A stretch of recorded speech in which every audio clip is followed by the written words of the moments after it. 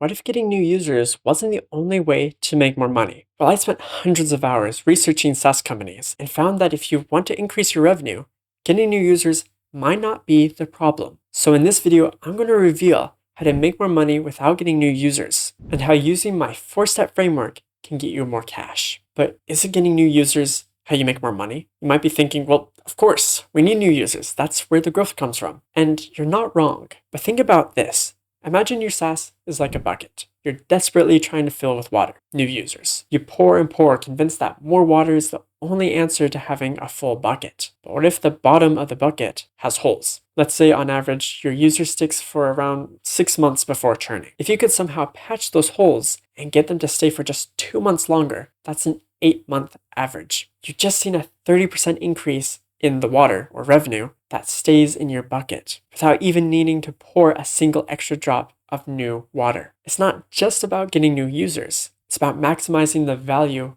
of your users you already have. Plugging those leaks, reducing churn, can have a massive impact on your revenue. But now that you know this works, how can you improve your onboarding? Well, think of the main result your ideal users want as buried treasure. Your SaaS helps achieve that result. It's the shovel to dig out that treasure. But there's usually a moment where your ideal users realize your SaaS helps them. Pretty crazy stuff, right? There's a moment when a user really gets it and sees how it solves their problem. Because your user might not see how your solution can help them. So your goal is to get them to realize that your SaaS does solve their problem through the onboarding process. Your onboarding process is like the treasure map. But if the map is confusing, has missing landmarks, or leads to dead ends, your users will get frustrated and give up before they ever find the gold, which is your software, because you are gold. Just like a clear treasure map guides someone directly to the prize, a well-defined onboarding process guides new users to experience the core value of your SaaS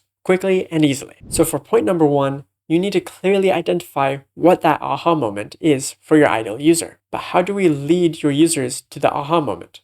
Well, it works like this. Think of stepping stones across a stream, and on the other side, there's a pot of gold. Each successful step makes them feel more confident and keeps them going until they reach the gold. But if you told someone, hey, just jump from here to all the way over here, it's faster. You will get more people drowning than you being helpful. So point number 2, reaching the aha moment isn't just one giant leap.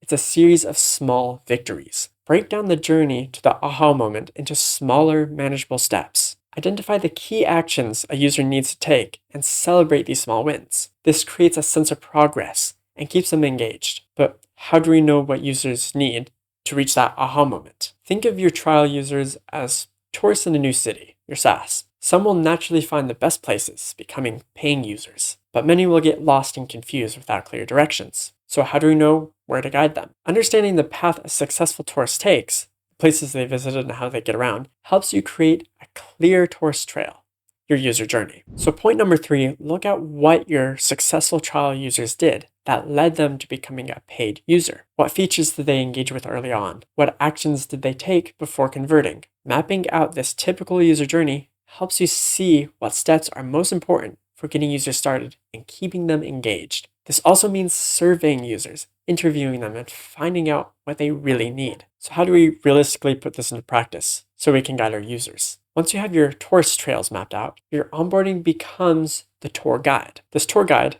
in-app tutorials, email sequences, proactively leads new users along the optimal path, pointing out key features and ensuring they don't miss the important sides, the value of your SaaS. So point number 4, based on what you know about your user's journey, use tools to guide new users. This could involve interactive tutorials, highlighting key features, personalized email sequences, nudging them along to take specific actions, or help within the application itself. The goal is to make it as easy and as smooth as butter as possible for them to see the value of your SaaS. So to fix your leaky bucket, to improve your onboarding, first define the main goals that lead to the aha moment for your users, the point where they truly understand the value of your product. Then list all the small wins that lead them to that main goal. What are the key actions trial users typically take along their path to becoming a paying long-term customer?